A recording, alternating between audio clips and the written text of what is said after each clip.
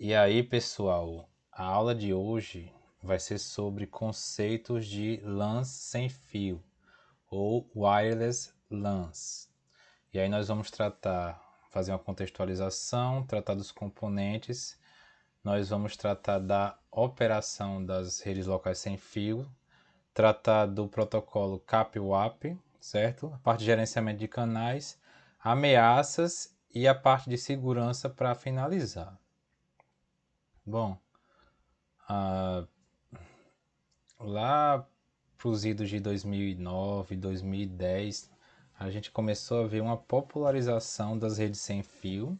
E aí eu falo a nível de Brasil, provavelmente no exterior isso foi um pouco antes, certo? E ao longo desses anos ocorreu uma verdadeira revolução em termos de conectividade e isso se estendeu a parte de comportamento, a parte de compras, influenciando na vida das pessoas como um todo. E aí a gente trata de rede sem fio Wi-Fi e também redes móveis, redes celulares, certo? E aí, como vocês bem sabem, as redes sem fio são aquelas que permitem a gente ter uma conectividade em casas, escritórios, shoppings, ambientes abertos, trazendo mobilidade e permitindo que nós tenhamos uma liberdade maior, tanto em termos de trabalho, entretenimento e outros pontos. E aí, a infraestrutura sem fio, se a gente for tratar dentro de um contexto mais empresarial, ela permite que a gente tenha uma mudança em layouts de rede que não seriam possíveis antes, ou não são tão possíveis quando se trata de redes cabeadas, certo? Bom, e aí, gente, contextualizando, a gente falou aqui de WLANs, mas quando nós estamos tratando de rede sem fio, a gente tem algumas classificações que devem ser seguidas. Então, nós temos as redes locais as redes pessoais, certo? WPANs, que são aquelas redes de baixa potência, basicamente Bluetooth e Zigbee, padrão I3E 802.15, operando em 2.4 GHz. Nós temos as WLANs, as Wireless LANs, basicamente o Wi-Fi, o padrão 802.11. Hoje, o que se tem em termos de operação é frequência de 2.4 e 5 GHz. E aí nós temos as WMANs e WANs que acabam se confundindo. E aí nós temos o padrão WiMAX, que eu vou tratar com vocês sobre ele um pouco mais adiante, e principalmente as redes móveis, certo? Aí nós temos algumas diferenciações: WPAN, WLAN, WMAN e WWAN, Wireless WAN.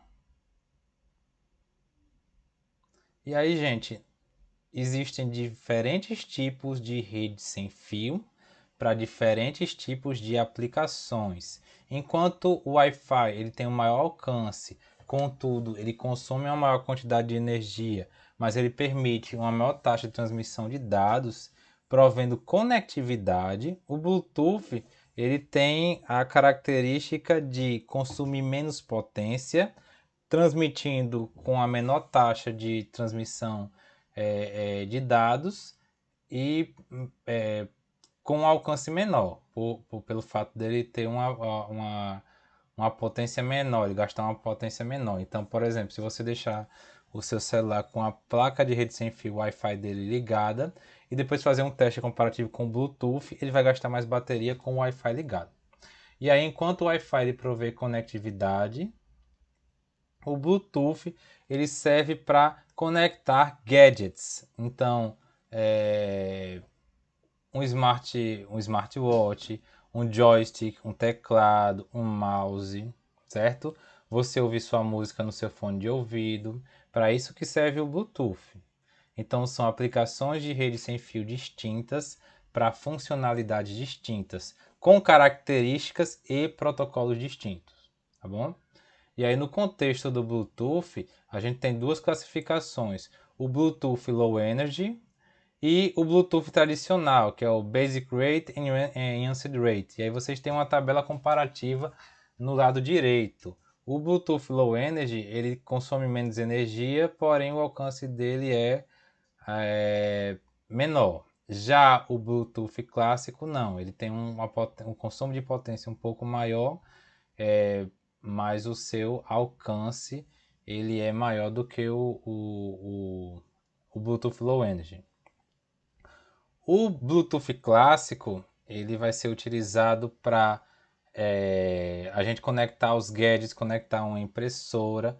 Já o Bluetooth Low Energy ele vai ser utilizado para o envio de taxas de bits mais baixas com a menor quantidade de frequência, com a menor quantidade de frequência de utilização. Bom, agora tratando de um padrão, pessoal. Então nós temos o padrão Wi-Fi 802.11, mas existe também um padrão chamado WiMAX. E esse padrão ele surgiu como uma promessa aqui no Brasil, lá dos idos 2008, 2009, 2010, mas acabou se tornando uma promessa não cumprida. Então, basicamente, existia essa possibilidade de ter um Wi-Fi de longo alcance, inclusive compartilhando conectividade com usuários domésticos. Mas aí se vendeu o quê? Vai ter Wi-Fi para todo mundo na praça, vai ter Wi-Fi para todo mundo na praia. Porque o WiMAX, gente, é um padrão que ele provê uma taxa de transmissão de dados de até 75, taxa média de 75 megabits por segundo, com alcance de até 50 km, com torres, com antenas de WiMAX, certo? Fazendo essa transmissão desses dados. Contudo, e aí teve leilão da Anatel para a faixa de frequência de WiMAX que se utilizou no Brasil. Eu acho que ainda se utiliza em alguns pontos isolados rurais, certo? A faixa que é utilizada aqui no Brasil é de 3.5 GHz. Mas o WiMAX ele acabou não vingando, certo? Essa distância de 50 km, ela acabou na prática sendo reduzida para 8 km, ok? E a concorrência com as redes móveis LTE, 3G e depois 4G acabaram praticamente matando o WiMAX aqui no Brasil. Então esse padrão ele está praticamente finalizado aqui no nosso país, certo? Isso aí é uma matéria de teste da Companhia de Processamento de Dados de São Paulo, testando o WiMAX lá dos idos de 2005, ok? Acabou não vingando. O que é que acabou vingando aqui no Brasil? E no resto do mundo também. Muito se fala de redes Wi-Fi públicas para os usuários, cidades digitais, mas até mesmo no exterior isso não é o que acontece na prática. A gente tem muitas redes Wi-Fi disponíveis, mas elas são pagas, tá certo? Então, em termos de cobertura móvel, cobertura de rede sem fio para áreas externas, o que garante conectividade para a gente aqui são as redes celulares, as redes móveis 4G e 5G. E aí, por que é que se dá esse nome celular? E aí vem lá do início da tecnologia, padrão celular. Ele vem desde a década de 70, mas basicamente nós temos áreas que são células, onde ocorre uma repetição das frequências. Esses números que vocês estão observando aí na imagem de baixo é uma faixa de frequência utilizada. E aí, frequência celular que se utiliza 900 MHz, 850 MHz, 2100 MHz, 2600. Isso aí vai depender do país, tá bom? E aí, gente, tem-se as torres de celular ou chamadas BTS que vão garantir conectividade para os usuários, mesmo quando eles passam de uma célula para outra. E aí nós temos atualmente as redes 4G com implantação de um cenário de rede 5G em teste em algumas localidades do Brasil. Tá certo? Lembrando que isso aqui é uma abordagem um pouco mais generalista. Redes móveis, um curso sobre redes móveis, vocês teriam apenas em alguma disciplina na parte de telecomunicações, por exemplo, algum treinamento mais específico na parte de telecomunicações dentro desse campo de telefonia móvel. E aí, outra forma de tecnologia sem fio são o acesso via satélite. Na classificação das redes, as redes satélite elas são chamadas de redes GAN, Global Area Network. E aí essas redes via satélite é que vão garantir conectividade em áreas com acesso mais difícil. De fato, gente, se vocês forem olhar algum mapa de backbone no Brasil, das redes de backbone aqui no Brasil, se a gente for olhar na região norte, lá na parte da floresta amazônica, certo? Vocês vão verificar que existe uma baixa cobertura de fibra e uma maior cobertura de satélite, certo? Em termos de acessibilidade, fica mais viável ter as estações via satélite. E aí, em termos de banda larga, certo? Vai depender de muitas coisas, mas, por exemplo, a rede da Starlink lá do Elon Musk, ela tem, entre outros fatores, uma alta taxa de transmissão por causa da sua baixa órbita estacionária. Então, ele vai estar orbitando uma distância menor do que a maioria dos satélites na Terra. Isso aí garante uma maior taxa de transmissão, tá bom? E aí tem algumas aplicações que vão utilizar a comunicação via satélite clássicas, como se você está no navio ou se você está no avião. Acontece muito, gente, de nós estarmos no avião e aí eles darem acesso a uma rede local, uma LAN. E aí na LAN vão ter alguns filmes, vão ter alguns episódios de alguns seriados avulsos, certo? Então o leque não é muito grande porque ele vai estar num servidorzinho local, às vezes um jogo, tá bom? Mas ali não é acesso à internet, é acesso a uma LAN dentro do avião. Aí algumas companhias provém acesso à internet, mas é conexão via satélite extremamente limitada. E aí você não pode mandar imagem, você não pode mandar vídeo, fica restrito a aplicações mais para texto, se você está usando um WhatsApp da vida, e aí você vai ter muita dificuldade de utilizar alguma rede social, tá bom? Pessoal, vocês estão me ouvindo? Sim, professor. Ok. Bom, no que se refere ao padrão 802.11 Wireless LAN ou Wi-Fi, a gente tem uma série de padrões que foram lançados ao longo dos anos, certo? Desde o início do Wi-Fi lá em 1997 até o padrão atual, que é o 802.11 AC e o 802.11 AX, onde foram implementadas algumas características em termos de mudança de frequência, taxa de transmissão de dados, adoção de uma tecnologia de transmissão chamada MIMO, certo? Que a gente vai falar daqui a pouco, garantindo maior robustez e taxa de transmissão na conexão, ok? Então nós temos alguns padrões aqui, por exemplo, padrão N, padrão G, que esses padrões, ou padrão AC, vocês conseguem verificar nas caixas dos roteadores. Quando tem lá uma letra, quer dizer que aquele roteador está operando naquele padrão, certo? Esse padrão N aí, ele ficou em voga há muito tempo lá nos anos de 2015, de 2012 até 2015, 2016, até a entrada do padrão AC, tá certo? Bom, e aí, pessoal, o que é que seria comunicação sem fio?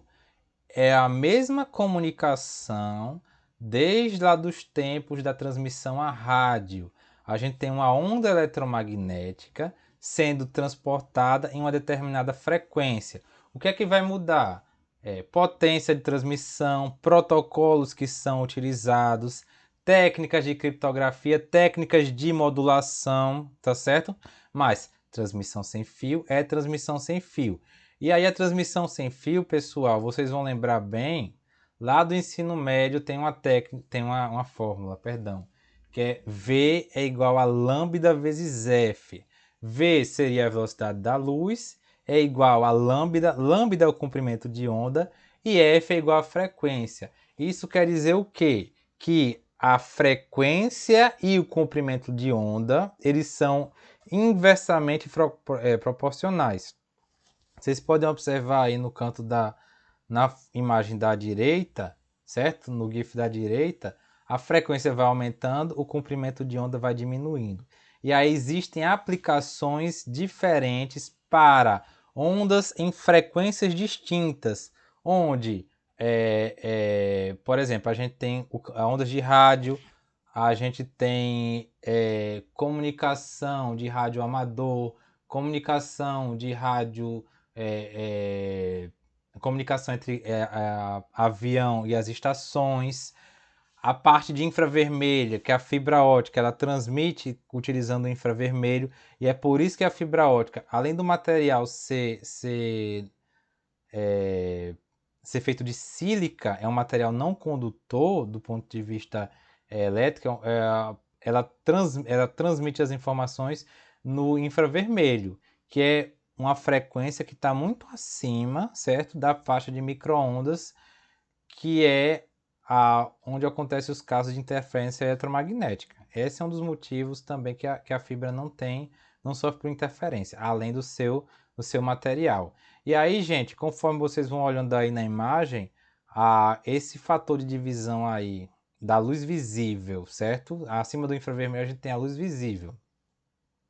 Essa parte em vermelho a gente tem a radiação não ionizante, e a parte em azul a gente tem a radiação ionizante, onde a frequência vai estar tão alta que é possível ela trazer modificações na sua estrutura celular, certo? Então é por isso que quem faz exame de raio-x tem que utilizar o técnico, geralmente, ou quem acompanha, o técnico fica atrás de uma proteção lá de concreto, ou você tem que colocar algum colete de chumbo se você for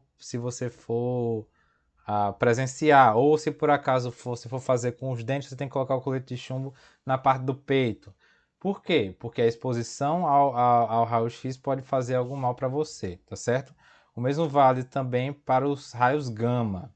Que os raios gama eles só são benéficos na ficção, que é o Hulk, ele é exposto aos raios gama. Na vida real, ele iria literalmente derreter, queimar e derreter, tá certo?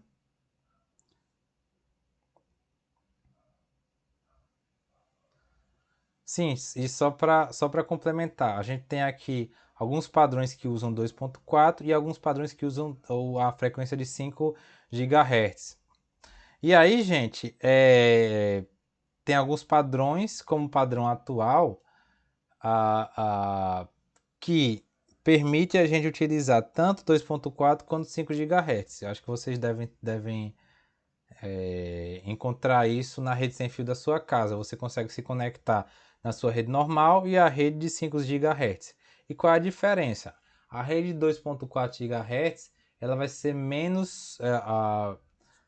menos poluída, porque tem várias aplicações além do Wi-Fi de 2.4, como Bluetooth, como um forno de micro-ondas, que vão utilizar essa frequência de 2.4, perdão. A de 5 GHz, além do seu canal de comunicação, a frequência ela ser maior, certo? O canal do Wi-Fi de 2.4 é 5 MHz e o de 5 GB é de 20 MHz. Ele vai sofrer menos com interferência, porque tem menos dispositivos operando a 5 GHz. Contudo, o alcance dele vai ser menor. Quanto maior a frequência, certo? Mais o sinal ele vai sofrer com atenuação. Então, menor vai ser o seu alcance. Então, se por acaso você estiver bem pertinho do roteador sem fio, o ideal é você utilizar o de 5 GHz, tá bom? Pessoal, tá aí alguma dúvida? Deixa eu ver se chegou mais alguém. Não, professor. Depois revisar mesmo. Ok.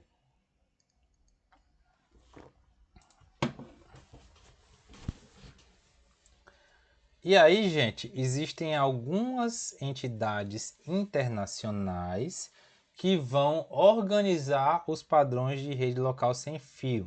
Além do próprio I3E, tá certo? Que é responsável lá pela padronização 802.11, além do 802.16, que é o Ethernet, 802.15, entre outros. A gente tem o ITU, que ele é mais voltado para o campo de telecomunicações. Então, por exemplo, o ITU é quem é responsável pela regulação e padronização das redes móveis. Além disso, a gente tem a Wi-Fi Alliance, que é uma entidade que vai promover o crescimento e o uso do padrão 802.11. Então, ela promove eventos, ela vai fazer toda essa promoção, principalmente quando se tem um padrão Wi-Fi novo que está sendo colocado para ser utilizado, tá bom? Certo, agora a gente vai falar dos componentes Wireless LAN. E aí, como vocês sabem, para um dispositivo se conectar sem fio, ele vai precisar de uma placa de rede sem fio. Seja ela a placa de rede do que está no seu notebook, a placa nativa, seja uma placa USB, certo? Seja você fazendo uma ancoragem USB utilizando o seu smartphone como uma placa de rede sem fio, que isso aí também é possível. Então, para se conectar em uma rede sem fio, você tem que ter uma placa de rede Wi-Fi. E aí o usuário doméstico, ele vai se conectar a uma rede sem fio, tradicionalmente, utilizando um roteador sem fio, roteador doméstico. No caso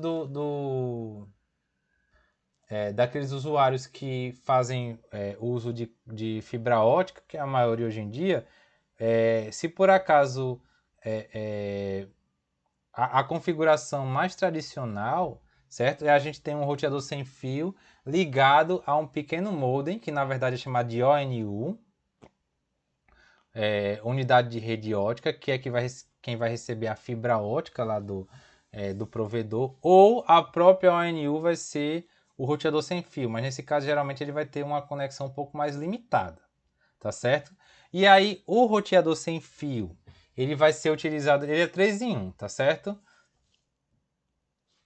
Ele vai servir como um ponto de acesso, um access point, um ponto de acesso sem fio. Ele pode servir como um switch, porque, como vocês conseguem observar aí nessas imagens aqui, ele vai ter as entradas Ethernet na parte de trás, permitindo que você acesse via cabo. Então é recomendado, como a conexão a cabo é mais estável e ela tem a maior taxa de transmissão, é recomendável, por exemplo, se por acaso o seu videogame, a sua televisão, eles estarem próximos do roteador sem fio, o ideal é você utilizar cabo, tá certo? Além disso, ele vai servir como um roteador mesmo, fornecendo um gateway para o acesso à internet. E aí, gente, tem essa mudança, essa diferença principal entre o roteador sem fio e o access point. O access point, como vocês conseguem visualizar aí nessa imagem da direita, certo? Ela não provê um gateway, ela não é um gateway para a saída da rede. Tem que ter outro dispositivo, por exemplo, um roteador mesmo cabeado, que vai prover esse acesso, ou um roteador sem fio também.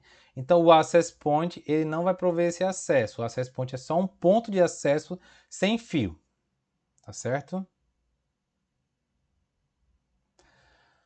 Bom, o cliente sem fio ele vai utilizar a sua placa de rede sem fio, seja ela acoplada ao computador por meio de uma interface PCI ou utilizando uma interface USB a um ponto de acesso que está anunciando o seu SSID, que é o termo técnico para o nome da rede, Service Set Identifier, onde a estação, o cliente, ele vai ter que se associar, certo? E autenticar por meio de um login e senha, ou se por acaso a rede estiver aberta, não vai ser necessário. Aquele dispositivo sem fio. Após o processo da autenticação, o usuário sem fio ele vai poder utilizar os recursos da rede, tá certo?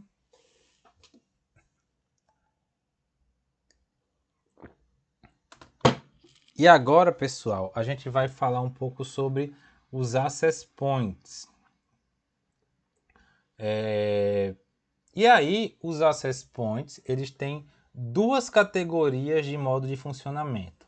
Os access points, eles podem ser autônomos. Então, em termos de do ponto de vista de configuração, ele vai ser configurado individualmente, tá certo? Como um roteador doméstico. O roteador doméstico, você faz a configuração dele lá, entra na interface de guia de comando, configura a senha, configura o tipo de criptografia, o canal que ele vai operar. Mas imagina aí, se por acaso você está numa empresa e você tem você está gerenciando a rede dessa empresa e a empresa é um edifício com 10 andares. Você vai ter que configurar todos os roteadores sem fio desses andares, certo? Então, nesse caso aí, iria ser um fator extremamente complicado. E aí existe essa solução, que é o Access Point, baseado num controlador.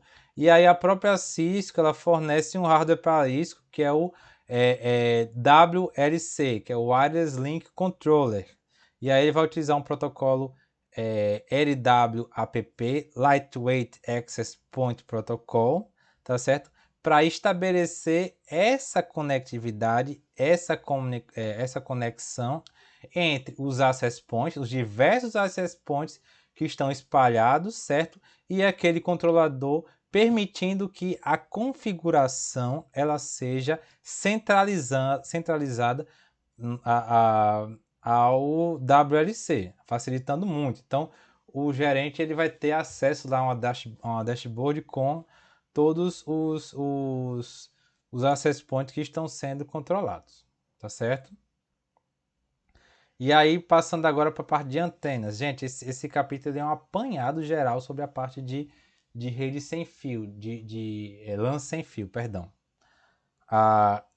E aí, falando um pouco das antenas, a antena, e aí uma definição mais clássica, é uma estrutura metálica onde vão ser transmitidas ou recebidas ondas eletromagnéticas de rádio. Então, é aquela mesma aplicação clássica lá que surgiu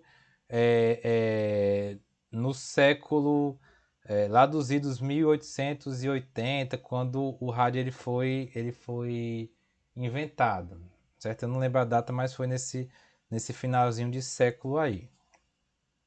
E aí, pessoal, a antena, ela vai, como eu falei, ela vai transmitir ou receber as ondas eletromagnéticas. E aí a gente tem a antena omnidirecional, que vocês podem observar aí na letra A, no canto inferior esquerdo, que ela vai transmitir com a mesma potência em todos os sentidos, todas as direções, em 360 graus, certo? Além das antenas omnidirecionais, a gente tem as antenas diretivas ou direcionais, onde o seu lóbulo de propagação vai ser focado em um determinado raio, com uma determinada angulação, como por exemplo as antenas parabólicas. E aí eu não sei se vocês já viram, pessoal, uma solução caseira que o povo faz, que é para aumentar a potência da Wi-Fi utilizando latinha de refrigerante. Já viram alguém fazendo isso? Abre a latinha, né, professor? O que é que acontece nesse caso? O cara está pegando toda a potência do roteador, certo? Que está transmitido de maneira omnidirecional, e ele está direcionando essa potência para um único ângulo, como no caso aí da figura B. Isso permite um maior alcance naquele ângulo lá. Mas a parte de trás da antena, as outras áreas que não estão cobertas pela parte da lata, eles vão ter um alcance menor em detrimento desse alcance maior, mais diretivo, para onde a lata está apontando. Tá certo? E aí, pessoal, uma solução que surgiu e que é uma solução genérica para antenas. Então, existem outros sistemas que vão fazer uso dessa solução, que é a tecnologia MIMO, Multiple Input, Multiple Output, onde nós temos até 8 antenas, e eu peço que vocês observem a imagem do canto superior direito, certo? Onde as informações, como vocês conseguem observar aí nessa imagem logo abaixo, as informações vão ser divididas entre as antenas. O método tradicional, o MIMO é Multiple Input, Multiple Output. O método tradicional é esse que está logo abaixo, que é o SISO.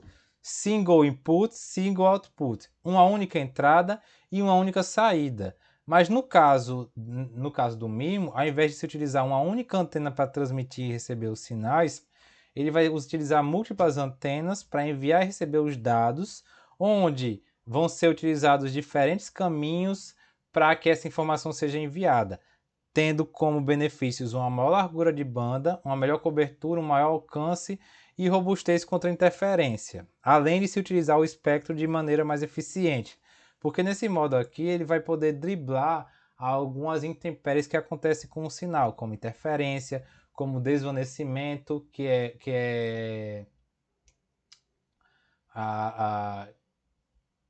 acontece quando diferentes partes da informação vão chegar atrasadas, porque uma parte do sinal vai passar por um aparelho, outra parte do sinal ela vai bater nas folhas de uma árvore. Então o algoritmo do MIMO ele compensa isso daí, tá certo? Se ele detecta, por exemplo, que tem uma das antenas que tá batendo numa parede, ele vai redirecionar tráfego para as outras, que estão mais livres, certo? Só para exemplificar.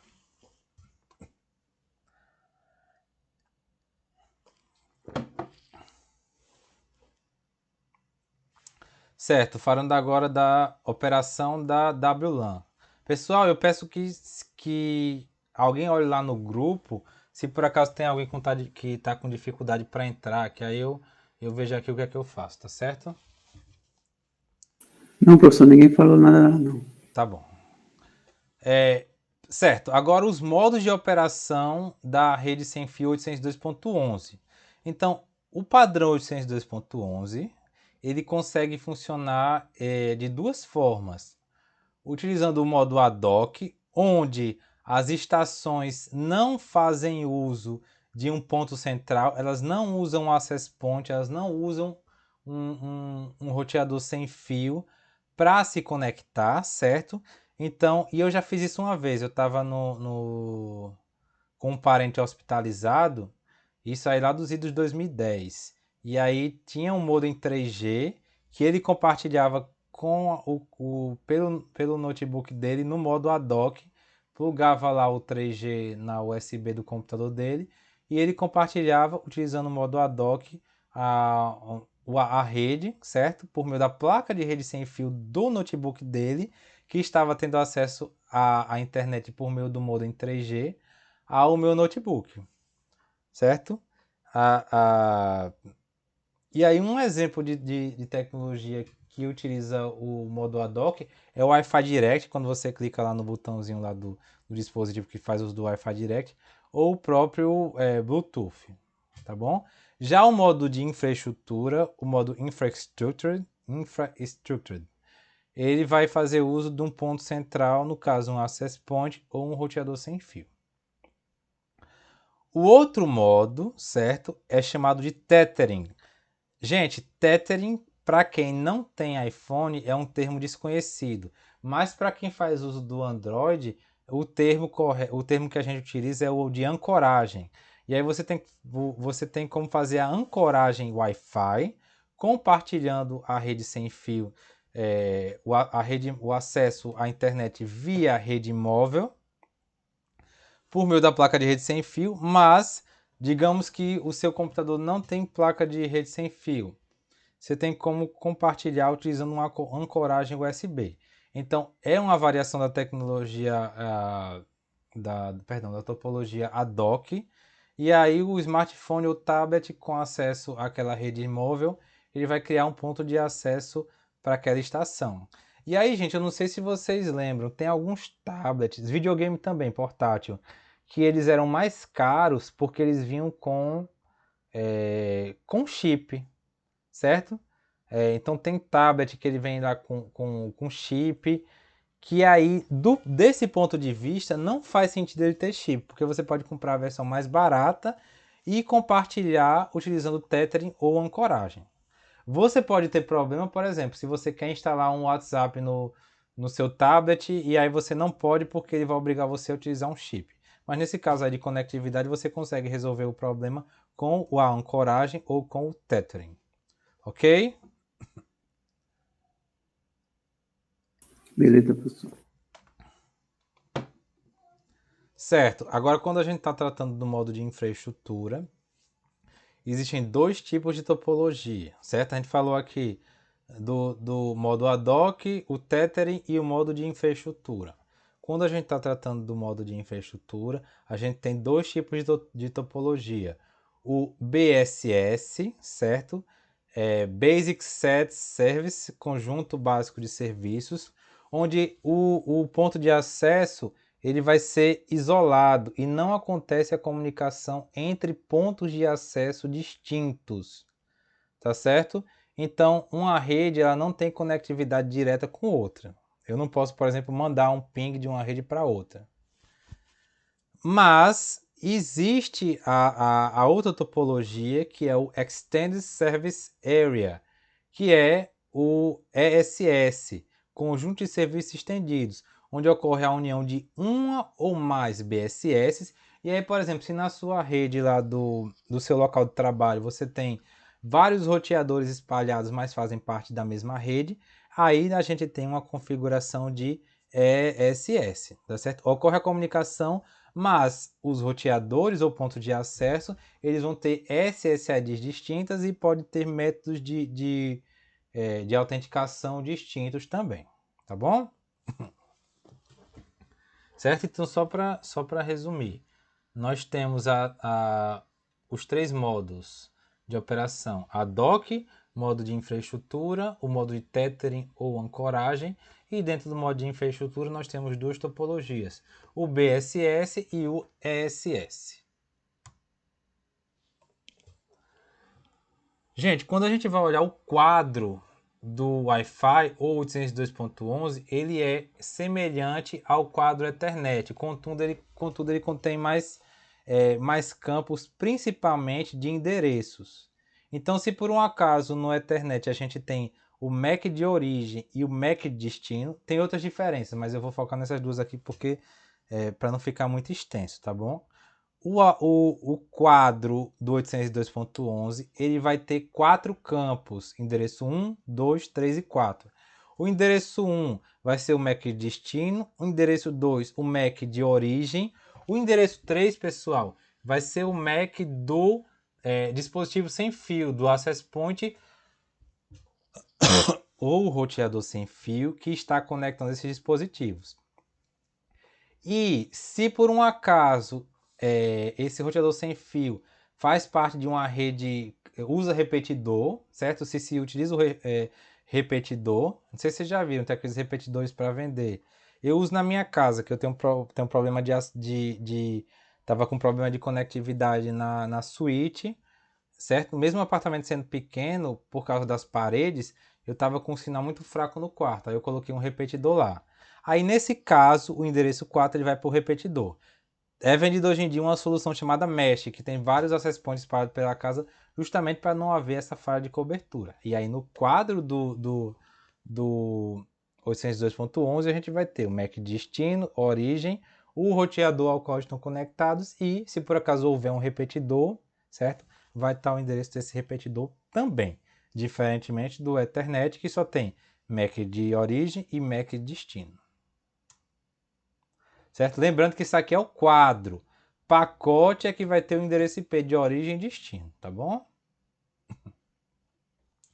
Agora tratando de métodos de acesso. Bom, as WLANs, pessoal, elas são half duplex. Isso quer dizer o quê? Ela não pode transmitir e receber ao mesmo tempo. Então, o cliente sem fio, ele não pode ouvir enquanto está transmitindo dados. E nesse caso aí vai ser impossível para ele detectar uma colisão, certo? Então, ao invés de utilizar o CSMA-CD lá das redes Ethernet, que após uma colisão ele espera, dá um tempo aleatório para as estações, por quê? Porque com o tempo aleatório, aquela estação que está com menos tempo aleatório, ela vai transmitir primeiro do que aquela estação que está com mais tempo aleatório. É utilizado um sistema de detecção com prevenção. Não é o CSMA-CD, é o CSMA-CA, Carrier Sense Multiple Access with Collision Avoidance, evitando colisão, tá certo? E aí como é que é o algoritmo do CSMA-CA? Bom, então o cliente sem fio, quando ele vai transmitir, ele ouve o canal sem fio, que está sendo transmitido pelo a conectividade sendo oferecida pelo roteador sem fio ou access point. Ele ouve para ver se o canal tá ocioso. E aí ele manda uma mensagem, certo? Chamada RTS, Request to Send, solicitação para enviar, para o access point. Se por um acaso o access point ele mandar uma mensagem chamada de Clear to Send, ou seja, ok para enviar, ele pode enviar os dados. Se por um acaso ele não receber esse Clear to Send, ele vai aguardar um tempo aleatório chamado de backoff antes de tentar novamente mandar outro RTS. É basicamente isso. Posso transmitir? Não respondeu. Espera um tempo aleatório. Posso transmitir? Se por um acaso o canal estiver livre, o roteador vai mandar uma mensagem de Clear to Send. Ok, pode transmitir. E aí o cliente vai mandar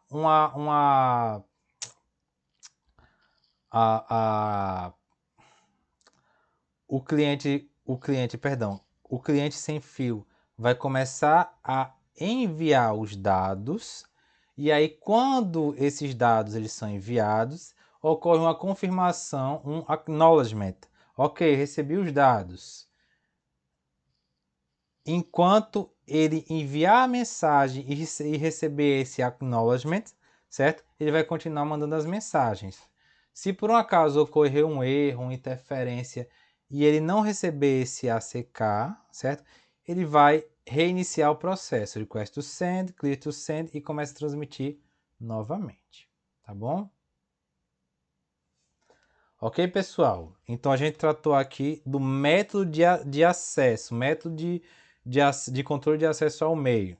CSMA-CD para redes Ethernet, CSMA-CA para redes sem fio. Certo? Agora a gente vai tratar da parte de conectividade, de conexão de um cliente sem fio se conectar a um access point, a um roteador sem fio. Então, para que um dispositivo sem fio consiga se comunicar numa rede sem fio, ele vai primeiro fazer o processo de autenticação e associação. Primeiro ele vai ter a descoberta do access point, certo? Vai escolher qual a rede sem fio ele quer se conectar. Quando ele escolhe, vai ter o processo de autenticação e de associação. E aí descrevendo essas etapas. Descoberta. Então, o dispositivo sem fio, o cliente sem fio, ele vai escanear os canais e vai identificar o SSID, os diferentes SSIDs. Então, é quando você clica lá na placa de rede sem fio, no sinal de Wi-Fi, e ver as redes disponíveis, tá certo? Pode acontecer da rede estar oculta e aí você vai ter que colocar manualmente. Depois que é escolhida a rede sem fio, certo? Ele vai precisar se autenticar. Se por acaso a rede estiver aberta, esse processo aí ele vai ser mais fácil. Se não, ele vai ter que ou se autenticar num site, ou inserir uma senha, tá certo? Ou, como eu falei, ter o acesso liberado se a rede estiver aberta, mas é necessário alguma forma de autenticação. Se por acaso, quando o access point verificar que aquelas credenciais são válidas, ele permite, ele conclui a autenticação, e aí ele passa para associação, que é associar, atribuindo um endereço IP lá do pool DHCP disponível para aquele cliente sem fio. E aí ele vai receber lá todas as configurações de rede, endereço DNS, gateway padrão, etc. E aí ele pode se comunicar com outros dispositivos lá daquela determinada rede, certo? Então, para ser associado de maneira bem sucedida, o cliente sem fio e o access point ou roteador sem fio, eles têm que concordar com os parâmetros do SSID, tem que saber qual a rede vai se conectar, a senha, certo? O modo de rede, geralmente é o misto, né? O padrão, para haver interoperabilidade, o modo de segurança e a parte de configuração do canal. Eu posso, por exemplo, ter algum problema na configuração da placa de rede sem fio do meu notebook para ele só verificar alguns canais que não estão sendo utilizados por um roteador que eu quero me conectar, tá certo? Ok, gente? Agora, após a gente descrever o processo de descoberta da rede, autenticação e associação, a gente vai verificar como o cliente sem fio ele pode descobrir aqueles access points que estão disponíveis. E aí a gente tem dois métodos, o método passivo e o método ativo. Esse primeiro método que vocês estão vendo aí é o método passivo. O access point ou o roteador sem fio, ele anuncia abertamente o seu serviço, certo? Sem fio, enviando periodicamente quadros chamados de beacon. Esse quadro de beacon contém lá o SSID, padrão suportado e configuração de segurança. E aí o cliente sem fio ele vai ficar só fazendo um scanning lá escaneando a rede para verificar esses quadros de beacon, certo? Fornecido pelos access points. E aí ele vai escolher, vai aparecer para ele as SSIDs disponíveis, ele vai escolher a estação que ele quer se conectar. Quais são as vantagens? O cliente sem fio ele vai consumir menos energia, porque ele vai apenas escutar, ao invés de enviar pacotes, como no modo ativo, que eu vou falar daqui a pouco para vocês.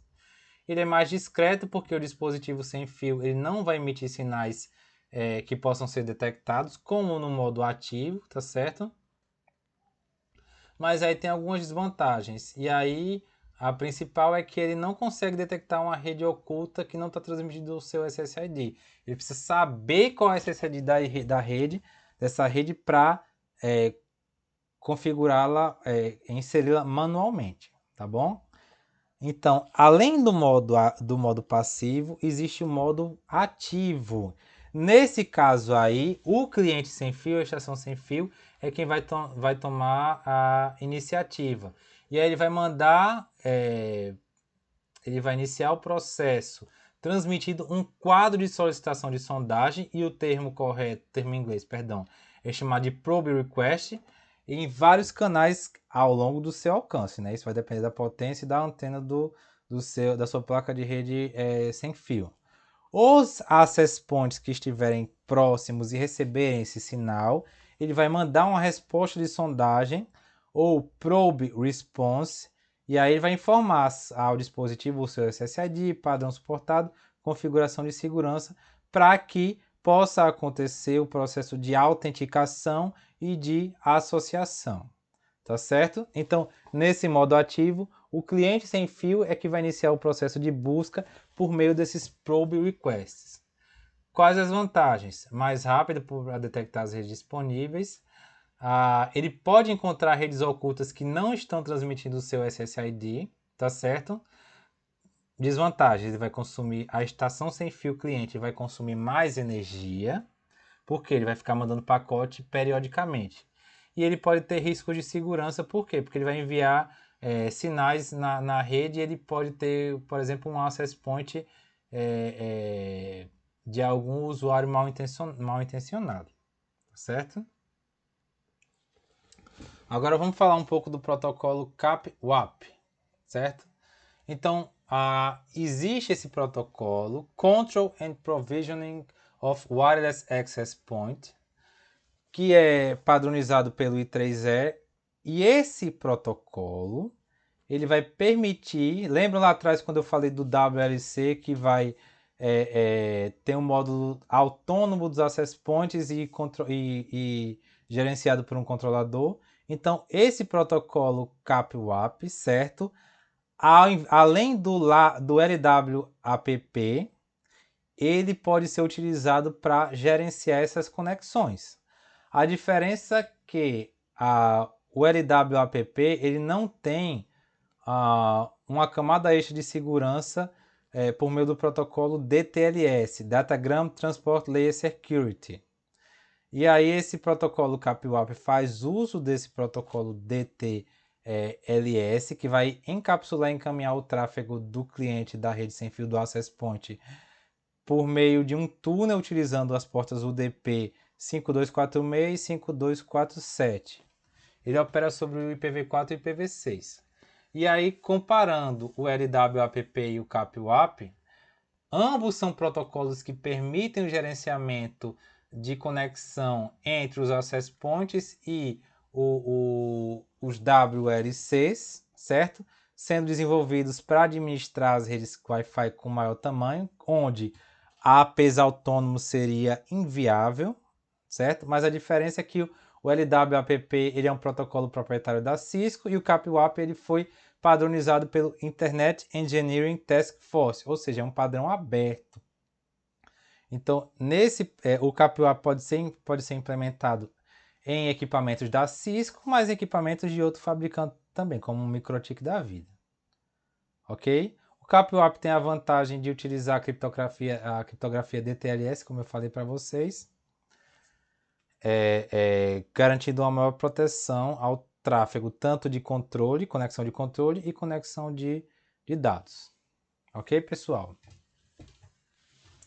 E aí, dentro desse contexto do CAPWAP e o LWAPP, tem um princípio que permite que o controle de acesso ao meio, a camada MAC, que tem funções bem definidas, ela possa ser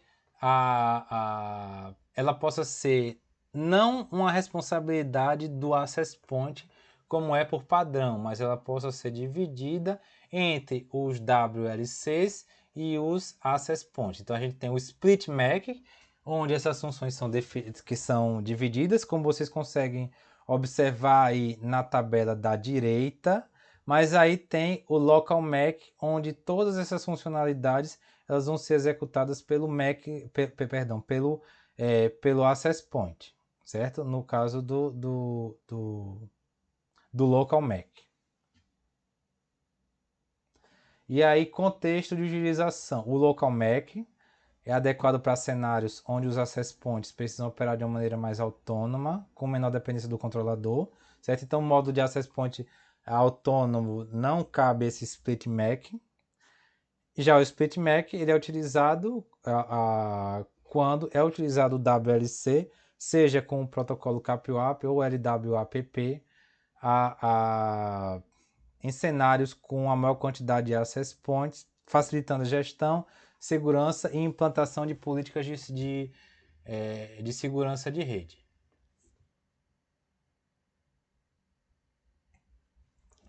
Ok? E aí, pegando o gancho lá do CAPWAP, a gente vai falar um pouco do DTLS, que eu falei agora há pouco.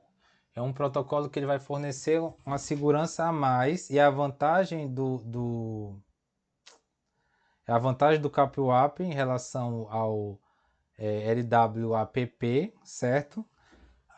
Garantindo uma criptografia mais tanto para o canal de dados como para o canal de controle. Apesar de que a criptografia para o canal de dados do cliente ela é opcional. E aí uma informação importante é que para utilizar essa criptografia DTLS, certo? O protocolo DTLS que vai criptografar esses dados, tanto de controle quanto de dados, utilizando o protocolo CAPWAP entre um access point e um WLC, ele vai precisar de uma licença para ser feito uso desse protocolo, o DTLS. Tá bom?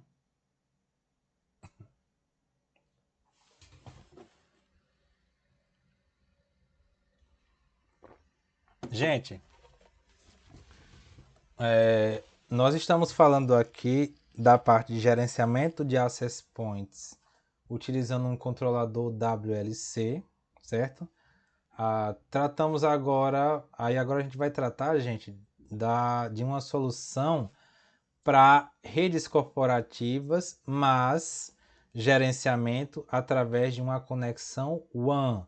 a gente vai usar o WLC, mas o gerenciamento utilizando uma conexão WAN. Eu posso gerenciar uma rede de uma empresa que está lá na Índia, por exemplo. Então, existe uma solução chamada FlexConnect, certo? Que permite o gerenciamento de access points por meio de uma conexão WAN implementada em um WLC. E aí vocês conseguem observar nesse dashboard aí o uso do FlexConnect, certo? E aí esse gerenciamento permite que os access points que estão gerenciados, eles funcionam em dois modos distintos.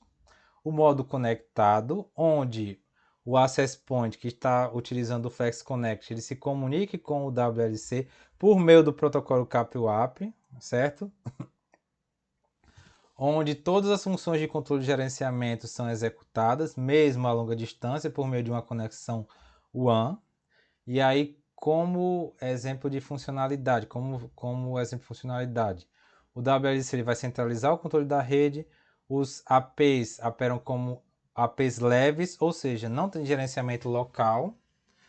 Esse gerenciamento ele vai ser todo centralizado nos WLCs ou no WLC, tá certo?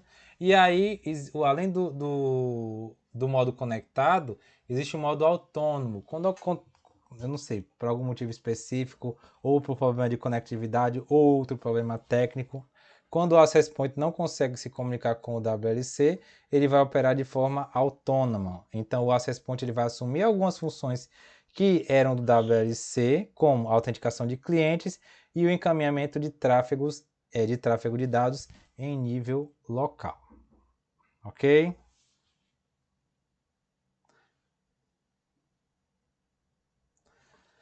E aí os pontos de acesso, os access points, não são todos roteador sem fio. Você não vai comprar um roteador sem fio TP-Link e esperar que ele venha com essa função. Não. São access points mais empresariais, certo? Que vão poder operar com FlexConnect. E aí, por exemplo,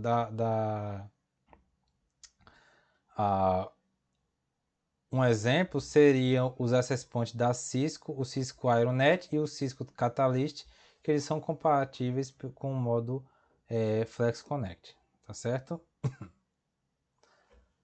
Bom, pessoal, estão aí? Sim, professor. Força que Professor, hoje a gente vai terminar lá para as 9 horas hoje, tá bom? Beleza, professor. Ok, gente. Vamos falar um pouco da gestão de canais sem fio. E aí, pessoal, se você por acaso baixar um aplicativo de analisador, Wi-Fi Analyzer ou Network Analyzer, você vai verificar, sei lá, num shopping, por exemplo, você vai verificar vários pontos de Wi-Fi, ok? Então, se por um acaso houver vários pontos de Wi-Fi no mesmo local, o canal de rede sem fio vai ficar saturado, gerando o quê? Interferência e influenciando na qualidade da comunicação, tá certo? E aí existem algumas técnicas que são utilizadas pelo padrão 802.11 para mitigar esse problema.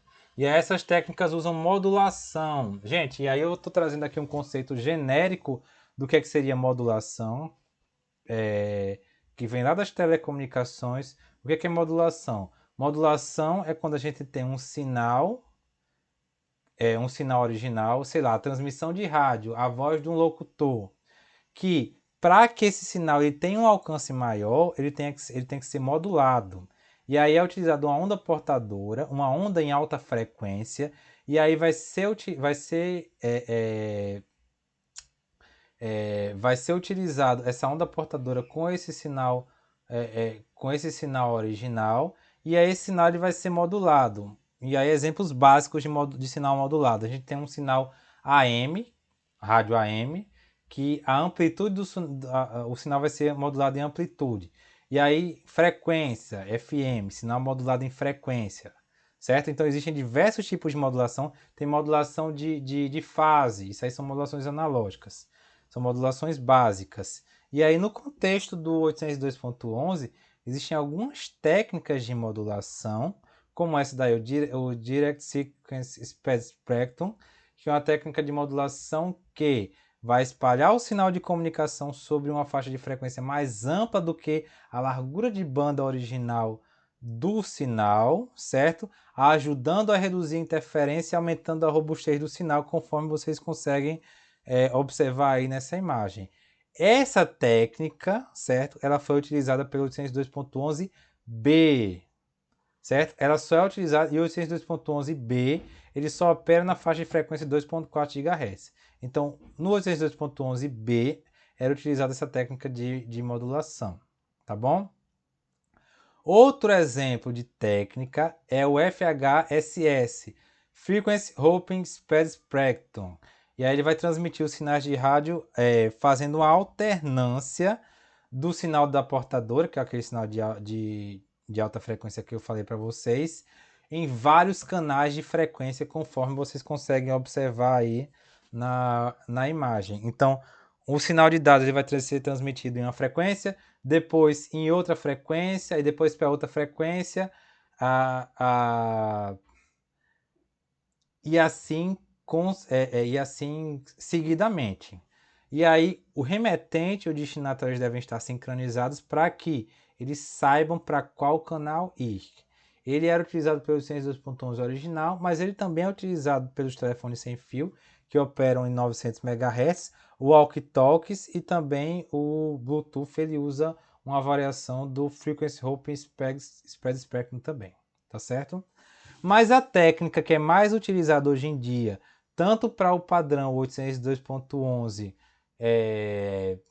NAC, AX, redes 4G LTE e 5G, é o OFDM, Orthogonal Frequency Division Multiplexing, que é uma técnica que ele vai utilizar multiplexação, e a multiplexação é uma técnica que também vem lá das telecomunicações, que é a capacidade de um sinal de informação ele ser dividido para passar por vários canais e depois ele ser juntado novamente, tá certo? Nesse caso aí do FDM, o espectro de frequência ele vai ser dividido em vários subcanais menores, certo? Subportadoras, onde cada subportadora vai operar em uma frequência específica dentro daquela banda total.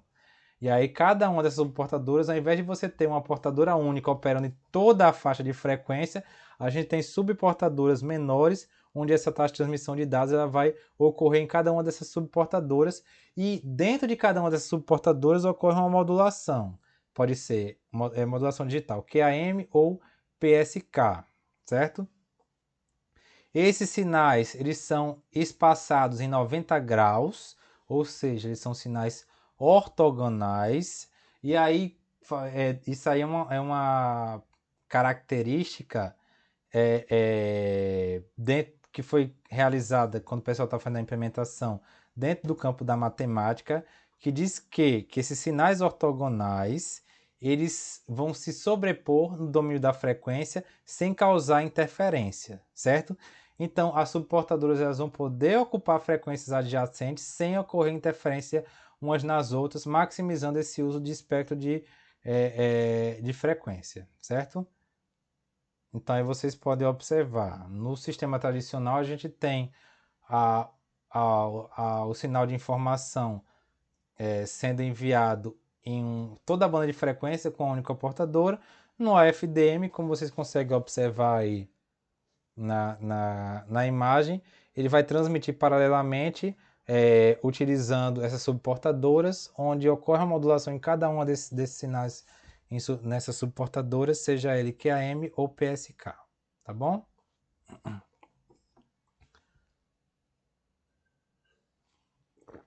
Certo. Agora, gente, vamos falar um pouco sobre o uso consciente do Wi-Fi. Eu acho que vocês já devem ter passado por isso quando foram configurar a rede Wi-Fi de vocês, onde você pode escolher o canal, ou então tem lá a configuração automática. Mas vejam bem, o canal do Wi-Fi, certo? Ele opera na faixa de 2.4 GHz, certo? Começando com 2.2 GB, onde cada um desses canais aí, entre um canal e outro, eles vão ter uma largura de 5 MHz. E aí a gente tem canal 1, canal 2 até o canal 11. E aí o que é que acontece? Se você tem mais de um roteador sem fio, mais de um access point muito perto, como vocês podem observar aqui, 1 e o 2. Se você coloca um roteador sem fio para operar no canal 1 e o outro que está perto para operar no canal 2, vai acontecer a sobreposição entre esses canais. Então, a transmissão de dados do roteador que está utilizando o canal 1, ela vai interferir no roteador que está utilizando o canal 2. Então, para o uso do canal de 2.4 GHz, certo? É recomendado a gente utilizar canais que tenham um espaçamento entre eles que vai garantir que não haja interferência. Então, recomenda-se, no caso de 2.4 GHz, usar o canal 1, o canal 6 e o canal 11. Ok? Como vocês conseguem observar aí na imagem, certo? Já no padrão do 5G, existem 24 canais. Cada canal ele é separado do próximo canal por 20 MHz. Mas como o canal de Wi-Fi ele é maior, tá certo? A largura é maior, o ideal seria utilizar o canal 36, 48 e o 60. E aí, gente, quando você vai fazer um projeto de rede sem fio, seja na prática para um evento mais esporádico, o pessoal nem se importa muito com isso. Eles colocam só os access points espalhados e pronto. Mas se por acaso você for fazer um projeto desse com maior primor, uma rede permanente, por exemplo, o ideal é você ter lá o Wi-Fi Analyzer, um analisador de rede, ou um próprio aplicativo do seu celular para verificar, certo? O alcance, a cobertura, se não vai ter nenhuma área de sombra do sinal de rede sem fio, para que não tenha nenhuma área de sombra e também não haja interferência. E aí quais são os parâmetros que vão ser definidos, que devem ser definidos na hora de um projeto de instalação de access points em um determinado local? O layout do local, número de dispositivos que podem caber em um espaço, certo? Taxa de dados que os usuários vão esperar. Eu vou operar numa gráfica, e aí o cara no notebook dele vai ter que mandar com alta taxa de transmissão para a impressora que está lá do outro lado, e eu não quero uma solução cabeada. Ou isso é só o usuário de um shopping, por exemplo. Potência de transmissão e ganho das antenas do Access Point para ver o alcance dele, certo? Questão da parede também, tem vários artigos, pessoal. E eu sei disso porque a minha área de formação é a área de telecomunicações. Existem vários artigos que eles medem lá, eles estudam o comportamento do sinal, pode ser em área externa, mas também em área interna, com diferentes layouts, o sinal passando por uma parede de concreto, o sinal passando por uma parede de ferro. Por que vocês acham que o sinal diminui tanto quando você está no elevador? Porque a atenuação lá naquele meio é muito alta, certo? Então, imagine que você está num shopping e você tem uma área isolada que tem uma parede de ferro por algum motivo que for. Se por um acaso você não colocar um access point ali, os usuários vão sofrer com uma baixa taxa de transmissão. Ok?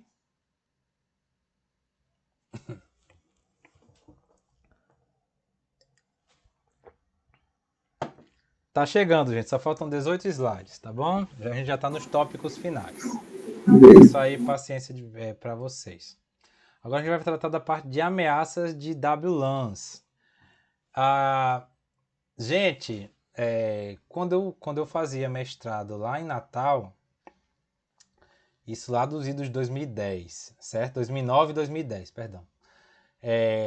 A gente não tinha rede sem fio lá. O cara que alugava apartamento pra gente não alugava uma casa, a parte de cima da casa pra gente não tinha rede sem fio nessa época. E aí o vizinho, ele colocava um roteador sem fio e disponibilizava a rede sem fio dele. Disponibilizava sem saber.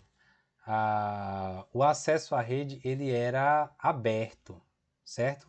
Então o pessoal se conectava a essa rede sem fio. Provavelmente na época o cara não sabia, tá bom?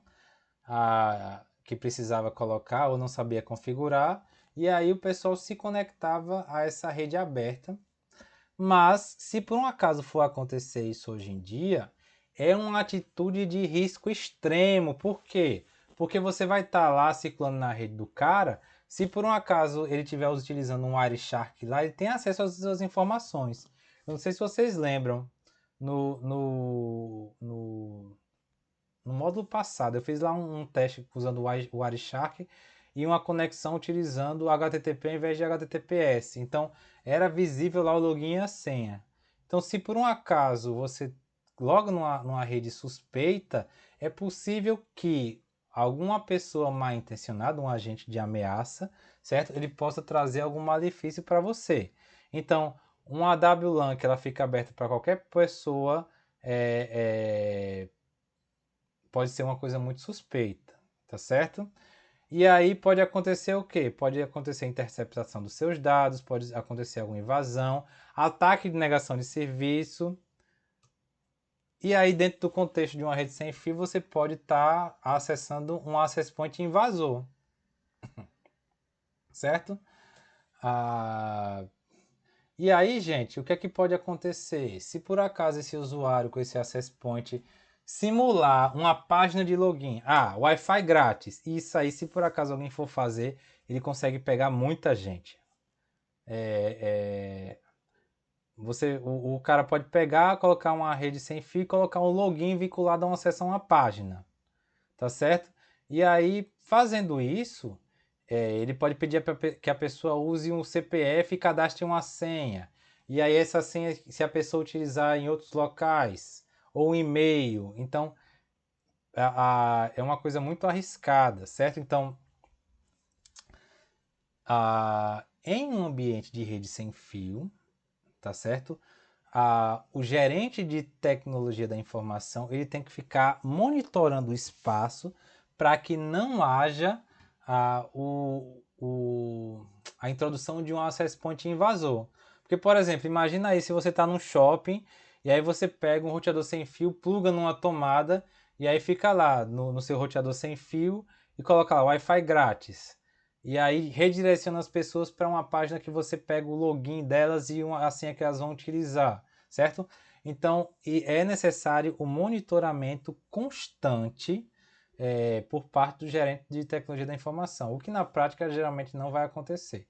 Em um ambiente de empresas é mais controlado, mas em um ambiente mais público é mais difícil de ser detectado, tá bom?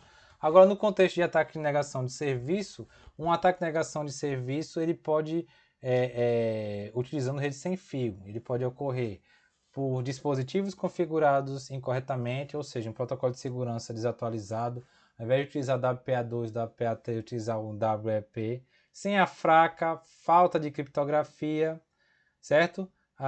O usuário mal intencionado que vai acessar essa rede sem fio, um dispositivo mal protegido, por exemplo, um roteador sem fio de uma empresa que o acesso dele é mais fácil, e aí o cara ele pode plugar um cabo Ethernet nele também.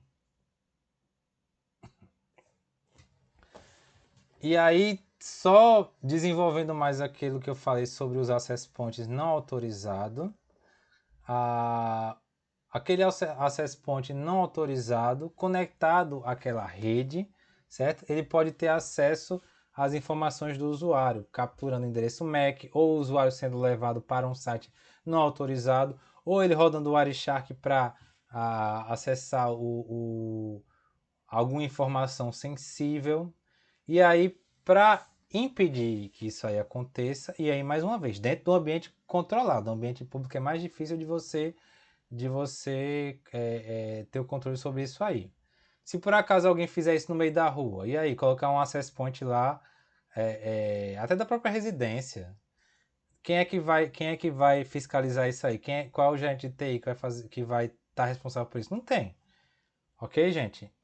Então, muito cuidado com os pontos de acesso que vocês se conectam. Mas do ponto de vista corporativo, os WLC eles podem ser configurados com políticas que não vão permitir ponto de acesso não autorizado, aliado ao uso de um software de monitoramento para verificar o espectro de rádio se por acaso nenhum access point não autorizado está sendo utilizado nesse contexto, tá bom?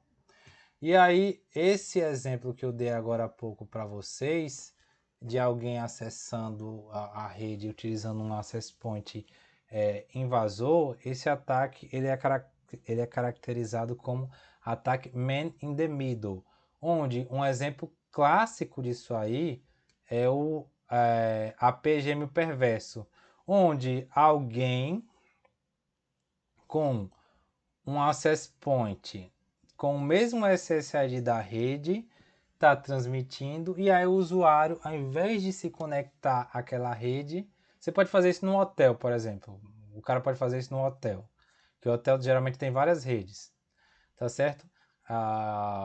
E aí ele induz o cliente sem fio a se conectar, e aí ele pode rodar o Wireshark, pode levar um site malicioso, etc.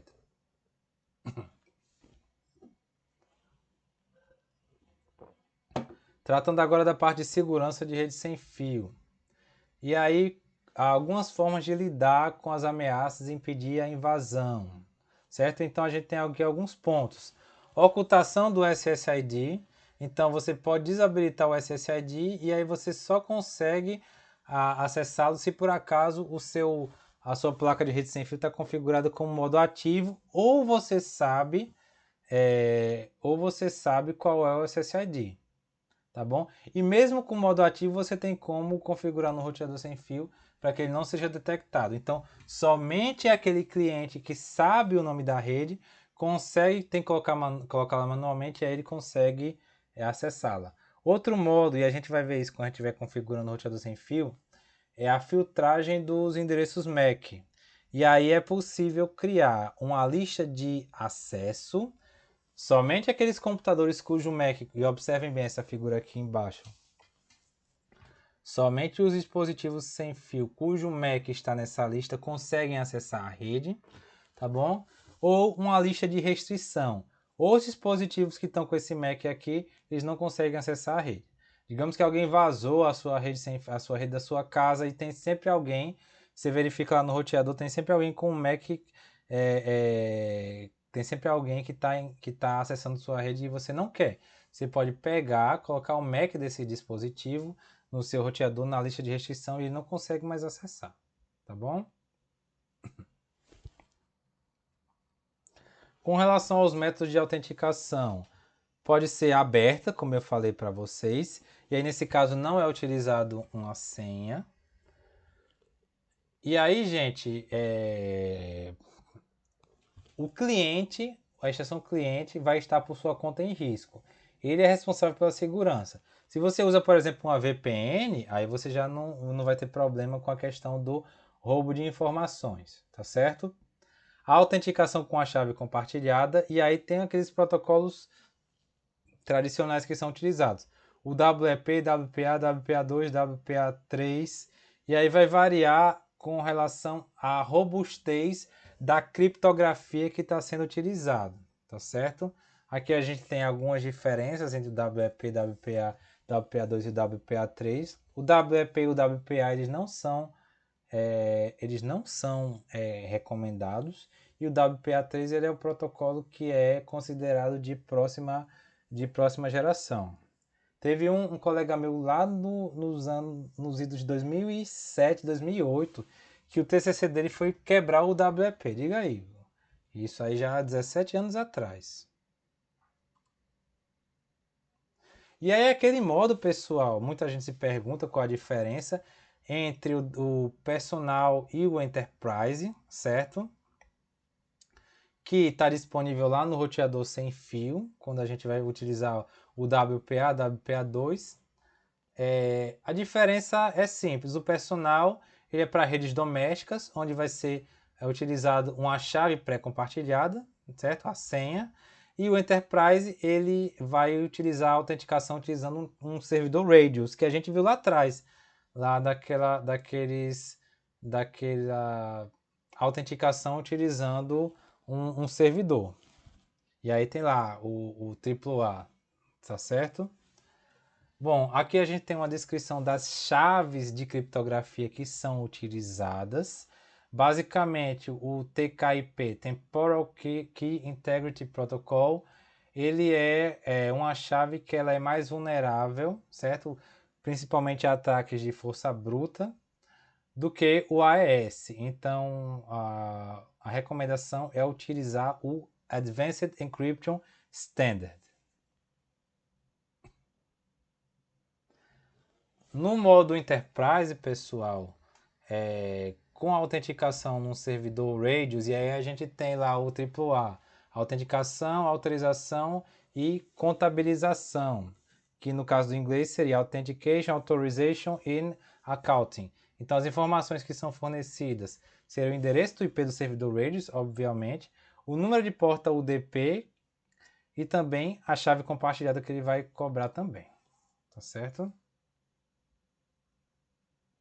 Bom, e aí, como eu falei para vocês, ele fala aí que o WPA2 não é mais seguro. Eu discordo um pouco dessa informação. Ele, em comparação com o WPA e o WEP, ele é relativamente seguro. Apesar de que o WPA3 ele é bem mais, tá certo? E aí o WPA3 ele tem 4 recursos.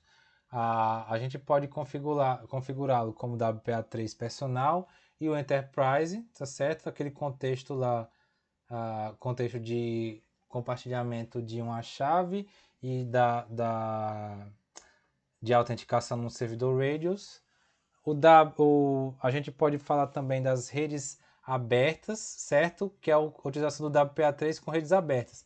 Não vai utilizar nenhum método de autenticação, mas ele usa um protocolo chamado OWE, que vai encriptar toda a conexão entre o cliente sem fio e o roteador.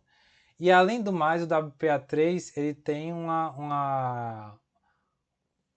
recurso para dispositivos IoT que usa um protocolo chamado DPP, que ele é aplicado exclusivamente para dispositivos mais limitados, que é o caso do IoT. A gente tem dispositivos que vão ter sei lá, um ESP, um Arduino, que ele não vai ter um hardware muito potente, ele não tem uma interface de usuário complexa, e aí o método de autenticação ele vai ser mais fácil, mais personalizado para esse tipo de abordagem.